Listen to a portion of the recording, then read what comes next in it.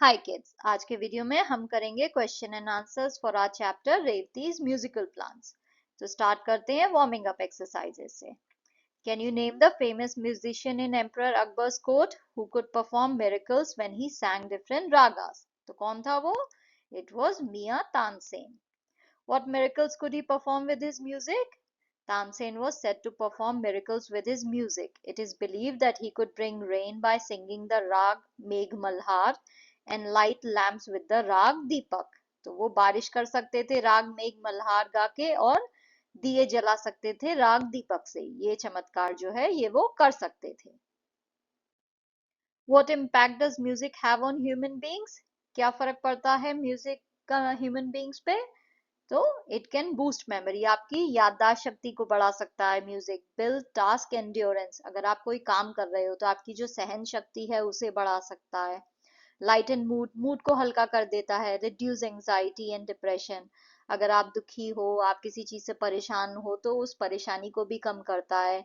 Clear of fatigue, अगर आप बहुत थके हुए हो तो थकान को भी कम करता है। इम्प्रूव रेस्पॉन्स टू पेन, अगर आप बहुत दर्द में हो, दुख में हो, तो भी वो जो है आपको बेटर करता है। एंड एनहेंस वर्कआउट इफेक्टिवनेस, अगर आप एक्सरसाइज करो म्यूजिक के साथ तो आप ज्यादा इफेक्टिवली कर पाओगे क्योंकि आप रिदम के साथ करोगे। Do you think music can have an impact on animals, birds, and even plants?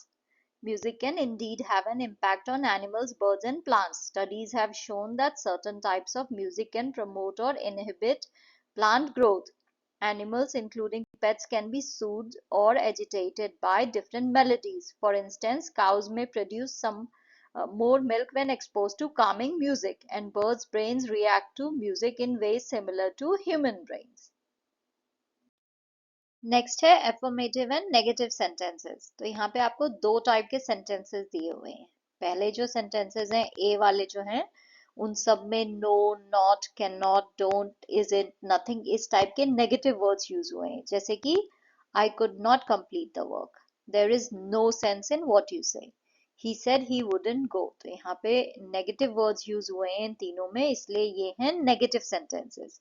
ऐसे सेंटेंसेस जहां पे आप नेगेटिव वर्ड्स यूज करो, जैसे कि never, no, neither, not, not, can not, don't, isn't, nothing, etcetera.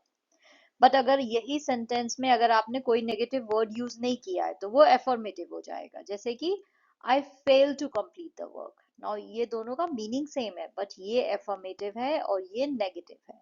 मैं काम कंप्लीट नहीं कर पाया और मैं काम कंप्लीट करने में फेल हो गया। दोनों का मतलब सेम है, राइट? बट पहले वाले में नॉट का यूज हुआ है तो नेगेटिव सेंटेंस है, और सेकंड वाले में नहीं है तो ये एफर्मेटिव है।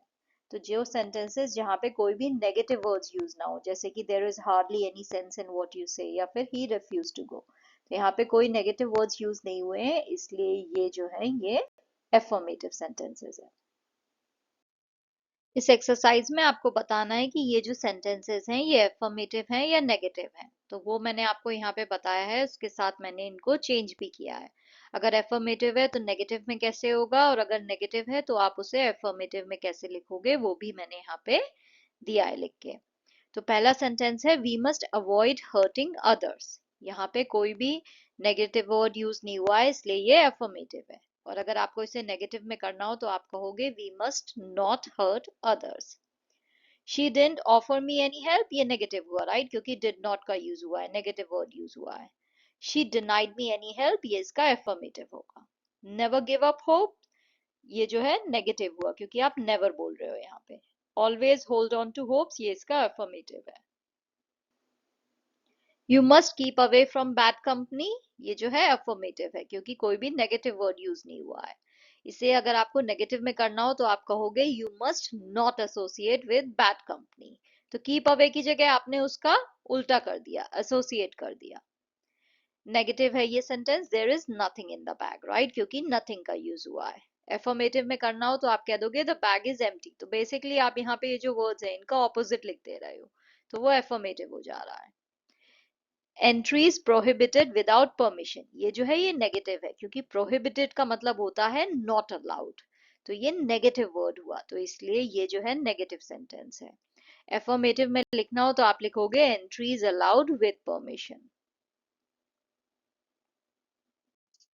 Next are the questions that are written on the margin of your chapter. Why did Revathi change the pot's location? She noticed a pot of balsam plants in her courtyard that had pale green leaves and their growth was stunted. She remembered that plants needed light for normal growth, hence she shifted the pot to the center of the courtyard where there was ample sunlight. Name the favorite raga of Revathi. Mohana. What strange thing did Revathi notice about the potted plant? She noticed a movement in her potted plants. They were slowly moving, their stems bending slightly towards her without any breeze. How did Revathi confirm her new discovery? She sat on the bench and played a different tune, one with quick rhythm. Suddenly all plants turned away from her as though they did not like what she was playing. Then she started playing her favorite tune again, and the plants slowly straightened themselves and bent towards her. This confirmed her new discovery that her plants loved to hear her favorite tune. What shock did Revathi receive on the prize distribution day? She was shocked to see her pot of plants on the bench with the name of a distant neighbor of hers as the competitor written on a small piece of cardboard and placed in the soil. How did Revathi plan to convince the organizers that the plants were hers? She knew that her plants were music lovers. She planned to play the violin and show the organizers how her plants responded to her music and bend their stems towards her. This would convince them that the plants were hers. Why did the organizers refuse to believe that Revathi's plants were music lovers? They said that plants did not have ears like ours to listen to music. They had never heard of plants enjoying music. Why had no one suspected that the neighbor had stolen the plants? Because she was a regular participant in the competition. What is the happy end? In the end, the neighbor admitted that she had stolen the plants and the plants were Revathi's. The plants got the first prize. Everyone applauded Revathi's discovery. Thus, the end of the story is a happy one. Next, है English workshop. Read the story and complete the following. At first, Revathi's plants did not look normal and healthy because their growth was stunted due to insufficient sunlight. When Revathi played her favorite raga, the plants began to move because they liked the music she was playing. Revathi's grief knew no bounds because she could not find her potted plants. Revathi was confident of proving her ownership of her pot of plants because she knew that her plants loved music and would respond to her favorite raga. Revathi won the prize for the best plant because her plants were the best looking and the healthiest. Answer in your own words. What did Revathi discover about her balsam plants? Revathi discovered that her balsam plants were not only taller and healthier than the other balsam plants, but they had started flowering earlier too. The flowers were big and brightly colored, and one of the plants had an unusual kind of flower. She also discovered that while the plants liked her favorite tune, they did not like the tune with a quick rhythm. Why did she decide to keep her new knowledge a secret? Revathi decided to keep her new knowledge a secret, perhaps because she felt that nobody would believe her if she mentioned that her plants were music lovers. How did the plants respond when Revathi played her favorite tune? When Revathi played her favorite tune on her violin, the plants all bent their stems towards her even though there was no breeze. How did the plants react to the fast rhythmic music? When Revathi played a tune with quick rhythm, the plants turned away from her as though they did not like what she was playing. How did Revathi prove to the organizers of the competition that the plants truly belonged to her? When Revathi played her favorite tune, the plants bent their stems towards her as though they wanted to touch her in their happiness. This convinced the organizers that the plants were hers. What helped Revathi to claim her plants? Her belief in magic or the belief in her convictions? Explain your choice. Her belief in her convictions helped Revathi to claim her plants. She was sure that her plants were music lovers and would respond to her favorite raga as they had done before. There was no magic involved, it was a fact. Next आपको word chain बनानी है. Word chain क्या होती है? ये जो आपका word है, ये जिस अल्फाबेट पे एंड हो रहा है उसी से आप दूसरा वर्ड स्टार्ट करो, तो वो हो गई वर्ड चेन. तो आपको आपके चैप्टर में से 4 नाउन्स जो है यहाँ पे ऐड करने हैं वर्ड चेन में. तो पहला है म्यूजिक. म्यूजिक सी में एंड हुआ तो कोर्टयार्ड हो गया सेकेंड वर्ड, ये सी से स्टार्ट हो रहा है. डी से यहाँ पे ये एंड हुआ तो डी से डेज हो गया, ये नाउन है। एस से सरप्राइज, ई से इवनिंग और जी से ग्रीफ, तो ये हो गई हमारी वर्ड चेन। नेक्स्ट क्वेश्चन है add the appropriate prefix to make the following words opposite in meaning. तो प्रीफिक्स क्या होते हैं? वो वर्ड्स जो आप किसी वर्ड के स्टार्टिंग में उसके फ्रंट पे जो है आप ऐड कर दो, तो उसे हम प्रीफिक्स कहते हैं। और अगर आप किसी के एंड में कुछ ऐड कर रहे हो, यहाँ पे जहाँ वर्ड एंड हो रहा है, उसे कहते हैं सफिक्स। तो आपको प्रीफिक्स ऐड करके इन वर्ड्स के ऑपोजिट बनाने हैं, एंटोनिम्स बनाने हैं। ओके, तो कंटिन्यू का क्या हो जाएगा? डिसकंटिन्यू, हमने DIS ऐड कर दिया। पॉसिबल का इम्पॉसिबल, ये उसका उल्टा है, राइट, एंटोनिम है। सर्टेन का अनसर्टेन, डेफिनेट का इनडेफिनेट, बिलीव का डिसबिलीव, इम्पोर्टेंट का अनइम्पोर्टेंट, प्लेस का मिसप्लेस या डिसप्लेस दोनों हो सकते हैं, नोन का अननोन, रेगुलर का इरेगुलर। तो यहाँ पे आपने प्रीफिक्स ऐड करके एंटोनिम्स बनाए हैं। नेक्स्ट है use the following expressions to make sentences of your own. Make up one's mind, यानी अपना दिमाग बना लेना। कोई चीज आपने ठान ली है करनी है तो उसे कहेंगे मेकअप वंस माइंड। तो सेंटेंस क्या होगा? After much deliberation Sarah finally made up her mind to pursue a career in environmental science. Flash across once mind, किसी के दिमाग में कोई चीज अचानक से आ जाए, कोई आइडिया आ जाए या कोई विचार आ जाए, तो उसे कहते हैं flash across once mind. Sentence होगा as I watch the news the thought of moving to a different city flashed across my mind. Struck as odd, यानी कोई चीज अजीब सी लगना। It struck me as odd when he turn down the job offer considering he had been actively looking for a new position. To surmise, इसका मतलब हुआ guess करना। I could only surmise that he was tired from his journey because he fell asleep almost immediately. Knew no bounds, यानी किसी चीज की कोई limit ही नहीं होना, सीमा ही नहीं है। हर excitement knew no bounds when she heard she was going to be promoted. Not to deter, यानी कोई काम करने से आपको कोई चीज ना रोक पाए। The rain did not deter the crowd from attending the concert in the park. Next आपको एक पोस्टर बनाना है। आप समझिए कि आपकी सोसाइटी में या आपके एरिया में बेस्ट प्लान की कंपटीशन हो रही है। तो आपको एक नोटिस बनाना है, एक अच्छा सा पोस्टर, ताकि आप सबको बता सको कि ये कंपटीशन हो रही है। उसमें आप क्या क्या लिखोगे? कौन सी ऑर्गेनाइजेशन जो है कंपटीशन करा रही है उनका नाम, कॉन्टेस्ट का नाम क्या है, कौन सी तारीख को है, डे कौन सा है, जगह कौन सी है, कौन कौन पार्टिसिपेट कर सकता है, प्राइज में क्या मिलेगा, और अगर आपको और जानकारी चाहिए हो तो कौन से नंबर पे कांटेक्ट करो। तो ये सब जो है आपको उस पोस्टर में ऐड करना है। तो यहाँ पे जो है मैंने एक सैम्पल पोस्टर जो है बना के लिखा है, आप ऐसा ही कुछ बना सकते हो। तो ग्रीन थम्स यूनाइटेड प्रेजेंट्स, तो ये ऑर्गेनाइजर है। द ब्लूमिंग मार्वल्स कॉन्टेस्ट, ये जो है कंपटीशन का नाम है। Join us for a day of verdant splendour and floral magnificence. Date कौन सी है? सैटरडे May 25 को होगी कंपटीशन। वेन्यू कौन सी है? कम्युनिटी गार्डन, हीरानंदानी गार्डन, थाने। टाइम है सुबह 10 से 4 बजे का। किस किस के लिए है? Open to all plant enthusiasts, whether you are a seasoned gardener or a budding botanist. Bring your prized plant and let it bask in the glory it deserves. Price क्या होगा? फर्स्ट प्लेस पे आपको 1,000 रुपए का gift card है और हमारे monthly newsletter में आपकी फोटो भी आएगी। सेकंड प्लेस में 500 का गिफ्ट कार्ड है और थर्ड प्लेस पे आपको टूल किट मिलेगा गार्डनिंग का। For more details contact phone number, और ये ईमेल है। Register now and let your plan be the talk of the town. Next है टाइप्स ऑफ सेंटेंसेस। तो असर्टिव सेंटेंस पहला है।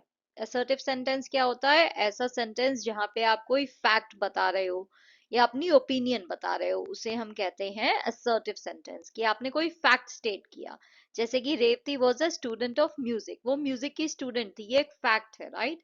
तो ये असर्टिव सेंटेंस है। Flowers were big and brightly coloured, again assertive है। They were requested to believe her, यहाँ पे उन्हें रिक्वेस्ट की गई कि उसकी बात मान ले। तो यहाँ पे रिक्वेस्ट की नहीं जा रही है, आपको बताया जा रहा है कि रिक्वेस्ट की गई थी। तो again we are stating a fact. So in a sentence where you state a fact और you talk about opinions, it's that sentence is called assertive sentence। जहां पे आप फैक्ट की बात करो या ओपिनियंस की बात करो, वो हो गया assertive sentence। इंटेरोगेटिव सेंटेंसेस क्या हुए? जहां पे कोई क्वेश्चन पूछा जा रहा है, बहुत ही सिंपल है, क्वेश्चन पूछा जा रहा है, इंटेरोगेटिव। नेक्स्ट है इम्पेरेटिव सेंटेंसेस। इम्पेरेटिव सेंटेंसेस हुए जहां पे आप कोई रिक्वेस्ट कर रहे हो, कोई अपील कर रहे हो, किसी को कोई ऑर्डर दे रहे हो, कमांड दे रहे हो, कोई सजेशन दे रहे हो, तो वो हो जाता है इम्पेरेटिव। नाउ इम्पेरेटिव और असर्टिव में डिफरेंस है, ओके? इम्पेरेटिव में आप रिक्वेस्ट कर रहे हो, सजेशन दे रहे हो, ऑर्डर दे रहे हो, वेरएज असर्टिव सेंटेंस में आप सिर्फ कोई फैक्ट बता रहे हो या कोई ओपिनियन शेयर कर रहे हो। तो अगर फैक्ट ओपिनियन है तो असर्टिव है, रिक्वेस्ट है, अपील है, कमांड है, ऑर्डर है, सजेशन है, तो वो इम्पेरेटिव सेंटेंस है। जैसे कि ये देखिए, प्लीज बिलीव मी, तो यहाँ पे मैं क्या कर रही हूँ? रिक्वेस्ट कर रही हूँ कि मेरी बात पे भरोसा करो। Let us watch the fun, ये मैं एक सजेशन दे रही हूँ। सिट स्ट्रेट, यहाँ पे मैं ऑर्डर दे रही हूँ, कमांड दे रही हूँ। एक्सक्यूज मी, यहाँ पे मैं एक रिक्वेस्ट कर रही हूँ, राइट? तो ये क्या हो गए? Imperative sentences. एक्सक्लेमेटरी सेंटेंसेस क्या हुए? जहां पे आप कोई स्ट्रॉन्ग फीलिंग एक्सप्रेस कर रहे हो, यू नो, सैडनेस है या फिर आश्चर्य की बात है, तो वो हो गया एक्सक्लेमेटरी, और उसमें एंड में एक्सक्लेमेटरी मार्क लगता है। How big and bright the flowers were, कितने बड़े थे फूल, कितने ब्राइट थे, तो आप ये आश्चर्य प्रकट कर रहे हो, राइट? एक स्ट्रॉन्ग फीलिंग को आप दर्शा रहे हो, so this is exclamatory. What a surprise, कितनी हैरानी की बात है, ओ माय गॉड, तो exclamatory. What beautiful music that is, again exclamatory. तो एक्सक्लेमेटरी सेंटेंसेस में एक्सक्लेमेटरी मार्क एंड में जरूर लगा होगा, जैसे कि इंटेरोगेटिव में एंड में क्वेश्चन मार्क होगा। नेक्स्ट आपको बताना है कि ये कौन से सेंटेंसेस हैं। तो पहला वाला तो एक्सक्लेमेटरी है, राइट? क्योंकि एंड में एक्सक्लेमेटरी मार्क लगा हुआ है। How happily she played the violin, they all bend towards हर, ये क्या हो गया? असर्टिव या डेक्लेरेटिव सेंटेंस, क्योंकि यहाँ पे एक फैक्ट आप बता रहे हो कि सारे प्लान्स उसकी तरफ झुक गए, तो ये एक फैक्ट है। सो दिस इज असर्टिव और declarative sentence. Assertive and declarative एक ही टाइप है, ओके? आप उसे असर्टिव भी कह सकते हो या डेक्लेरेटिव भी कह सकते हो। Don't play that quick tune, ये इंपेरेटिव हो गया, क्योंकि आप यहाँ पे किसी को कोई ऑर्डर दे रहे हो। She kept the knowledge a secret, ये अगेन इंपेरेटिव है, क्योंकि यहाँ पे आपके साथ एक फैक्ट शेयर किया जा रहा है कि उसने इस चीज को सीक्रेट रखा। How can plants enjoy music, interrogative है, राइट? क्योंकि क्वेश्चन मार्क लगा है। How proudly did Revati carry home her prize, again this is exclamatory, end में एक्सक्लेमेटरी मार्क है। What could have taken my plants, interrogative है, right? End में question mark लगा है, ये क्वेश्चन है। The organizers were not convinced, ये declarative है, आपको एक fact बताया जा रहा है, so this is assertive और declarative sentence। नेक्स्ट आपको ये सेंटेंसेस को नेगेटिव में कन्वर्ट करना है, नेगेटिव वर्ड्स यूज करके। तो यहाँ पे आपको ब्रैकेट में वो नेगेटिव वर्ड्स दिए गए हैं जो आपको यूज करके इन्हें कन्वर्ट करना है। तो पहला है, there were a few potted plants in the courtyard. अगर इसे नेगेटिव में करना हो तो मैं क्या कहूंगी? There were not many potted plants in the courtyard, वहां पे ज्यादा गमलों में प्लांट्स नहीं थे। और यहाँ पे मैं क्या कह रही हूँ? वहां पे थोड़े ही पॉटेड प्लांट्स थे, तो सेम ही मतलब हुआ ना, ज्यादा नहीं थे और थोड़े ही थे, सेम ही मतलब हुआ। They looked healthier then the other plants, वो बाकी प्लांट से ज्यादा हेल्दी लग रहे थे। अगर इसे नेगेटिव में करना हो तो कैसे कहूंगी? The other plants did not look as healthy as these plants, तो बाकी प्लांट उतने हेल्दी नहीं लग रहे थे, ये ज्यादा हेल्दी लग रहे थे, right? They were looking healthier, तो ये ज्यादा हेल्दी लग रहे थे, तो मैंने नेगेटिव में करना है तो कह दिया बाकी प्लांट्स उतने हेल्दी नहीं लग रहे थे। सो मीनिंग सेम रहना चाहिए, ओके? आप नेगेटिव में चेंज कर रहे हो तो इसका मतलब ये नहीं है कि आप मीनिंग चेंज कर दो, मीनिंग सेम रहना चाहिए। She refuse to share her secret, वो अपना सीक्रेट शेयर नहीं करना चाहती, तो कैसे कहोगे आप? She would not share her secret. She went around asking everyone about her plans, अगर आपको इसे नेगेटिव में करना है तो आप कहोगे she did not leave anyone when she went around asking about her plans, तो वो सब जगह गई इधर उधर अपने प्लान्स के बारे में पूछने के लिए। तो अगर इसको नेगेटिव में करना है तो मैं कैसे कहूंगी? उसने किसी को भी नहीं छोड़ा जब वो पूछने गई सबसे अपने प्लान्स के बारे में। नेक्स्ट आपको ये नेगेटिव सेंटेंसेस को एफर्मेटिव में बदलना है, और कौन से वर्ड्स यूज करने हैं वो आपको ब्रैकेट में दिया हुआ है। तो पहला है, देयर वाज नो ब्रीज, तो अगर आपको इसे अफर्मेटिव में करना हो तो आप कहोगे there was hardly any breeze, मुश्किल से कोई हवा चल रही थी। Their ridicule did not deter her, तो आप इसे कर दोगे their ridicule failed to deter her, तो उनका वो मजाक बनाना जो है उससे वो ऐसा नहीं था कि उससे उसने डिसाइड कर लिया कि वो नहीं करेगी, उसने फिर भी वो करना था, तो उसे वो लोग उसके मंशा से हटा नहीं पाए, डिटर नहीं कर पाए, उसे वो हिला नहीं पाए, उसने डिसाइड जो किया था वही उसने करना था। Her mother knew nothing about it. Her mother denied knowing anything about it.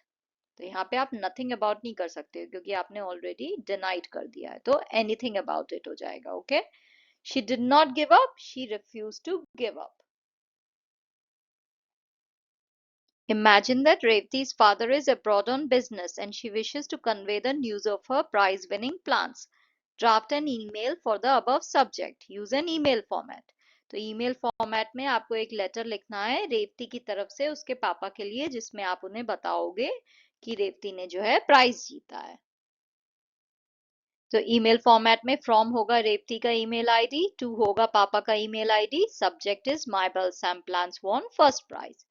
Then you'll start the letter. Hi Dad, how are you doing? How's your trip going? Have you been enjoying lots of sightseeing over the past weekend? Don't forget to send some pictures. I wish we could all be in Paris with you. I have some great news for you. Do you remember the potted balsam plants in the corner of our courtyard? Well, I chose one pot and took good care of it. And guess what? It won first place in the best plant contest in our colony. But what's even more amazing, Dad, is that I found out my plants love music, especially my favorite raga Mohanam. When I play that raga on my violin, they lean towards me, but when I play music with a quick rhythm, they move away. It's not just my imagination, I demonstrated it to the contest organizers, and they praised me for my discovery. They will definitely talk to you about it when you return. Dad, I want to show you my discovery in person. Please come back soon. Everything else is going well. Sending lots of love and hugs from all of us. Love, Revati. तो आप email format में इसे ऐसे लिखोगे। Thank you for watching. If you have any doubts or questions, you can comment and I'll try to reply. Thank you.